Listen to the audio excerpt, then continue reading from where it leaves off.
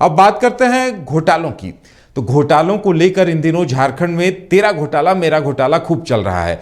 BJP के राष्ट्रीय प्रवक्ता दिल्ली से आते हैं और वो कहते हैं कि सीएम हेमंत सोरेन की तरफ से कई घोटालों को अंजाम दिया गया है। जमीन घोटाले से लेकर खनन घोटाले की बात करते हैं, 77,000 करोड़ का आंकड़ा दिया जाता है। तो जवाब देने के लिए जेएमएम भी सामने आती है और जेएमएम भी बीजेपी के राज में हुए घोटालों को गिनाती है और कहती है कि ऐसा नहीं है कि घोटाले पहली बार, यानी क्या घोटाले स्वीकार्य होते जा रहे हैं? बड़ा सवाल यह भी उठता है। ज्यादा जानकारी के लिए इस वक्त हमारे साथ हमारे संवाददाता मदन जुड़े हुए हैं। मदन, अगर बीजेपी यह आरोप लगा रही है कि सीएम हेमंत सोरेन की तरफ से, उनकी पार्टी की तरफ से 77,000 करोड़ का घोटाला किया गया है, तो दूसरी तरफ जेएमएम भी घोटालों के नाम गिना रही है जो बीजेपी के शासनकाल में हुए हैं। तो ऐसे में क्या यह माना जाए कि घोटाले दोनों एक दूसरे के उजागर कर रहे हैं और कहीं ना कहीं इन घोटालों को स्वीकृति भी मिलती नजर आ रही है?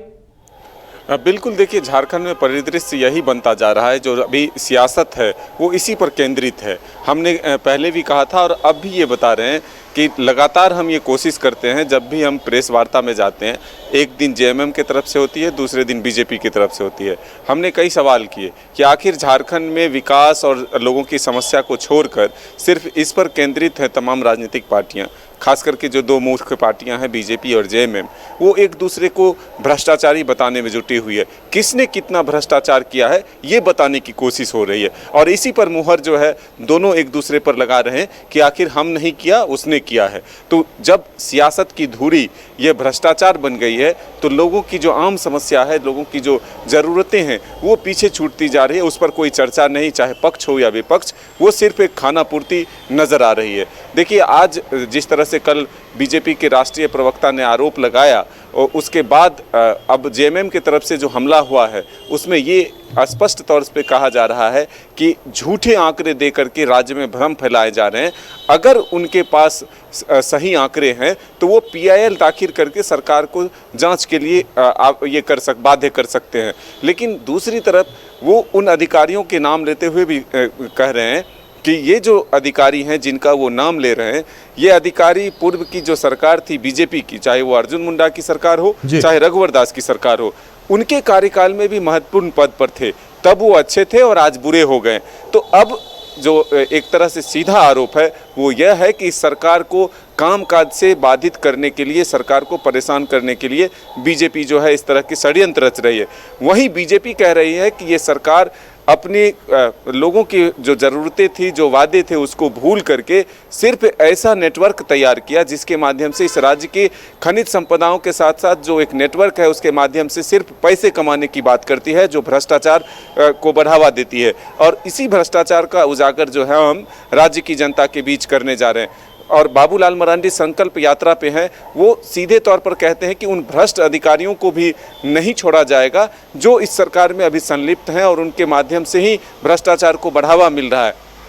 अगर बीजेपी की सरकार बनती है तो फिर आने वाले दिनों में वैसे अधिकारियों के खिलाफ जो है जांच की कार्रवाई होगी और फिर उन्हें जेल के सलाखों के पीछे जाना होगा। राष्ट्रीय प्रवक्ता जो बीजेपी के यहाँ आए थे उन्होंने नाम बजाबते लेते हुए कहा कि किसने कौन सी गड़बड़ियाँ की है और उन्हें किस तरह की सज़ा मिल सकती है। मतलब सीधा तौर पर जेल के पीछे ही जाना होगा। ये बीजेपी की तरफ से लगातार मैसेज देने की कोशिश है। सवाल ये भी उठता है कि बीजेपी घोटालों की बात कर रही है तो चलिए जांच भी हो रही है, जेएमएम अगर घोटालों की बात कर रही है तो सूबे की सत्ता अभी जेएमएम के हाथ में है, तो वहां भी जांच होनी चाहिए या जेएमएम को यह आदेश देना चाहिए कि ऐसे जो आरोप हैं उनकी जांच हो?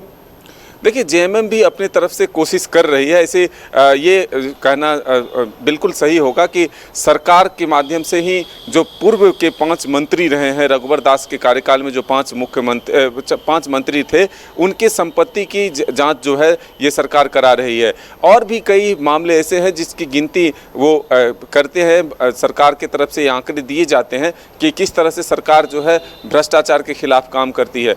लेकिन लगातार जिस तरह से बीजेपी हमलावर है राज्य में, जिस तरह से ईडी के समन लगातार दिए जा रहे हैं, ईडी के गिरफ्त में जो लोग आ रहे हैं और जो घोटाले की लिस्ट गिनाए जा रहे हैं, ऐसे में बीजेपी सरकार को घेरती हुई नजर आ रही है और सरकार भी घिरती हुई नजर आ रही है। अब सरकार की तरफ से ये सिर्फ अगर प्रेस वार्ता कर ये जानकारी दी जाती है कि इतने घोटाले हुए तो उस घोटालों की जांच भी सरकार को करानी चाहिए। तो ये अब आमने सामने की लड़ाई, आरोप प्रत्यारोप का दौर जो है वो बढ़ता ही जा रहा है। आने वाले दिनों में उम्मीद की जा रही है कि ये सिलसिला जो है और बढ़ेगी बल्कि कमेगी नहीं। चलिए मदन, हमारे साथ जुड़ने के लिए और तमाम जानकारी देने के लिए आपका बहुत बहुत धन्यवाद। तो देखने वाली बात ये होगी कि ये जो रंजिश आपस में बढ़ती नजर आ रही है और घोटालों को लेकर जिस तरह से आरोप प्रत्यारोप का दौर शुरू हुआ है, तो अंजाम क्या होता है इस बात का इंतजार जनता भी कर रही है कि सिर्फ गिनाए जाते हैं या कार्रवाई भी होती हुई दिखाई देती है। फिलहाल हमारे साथ इतना ही, हमें दीजिए इजाजत और आप देखते रहिए न्यूज़ बाइस्कोप। नमस्कार।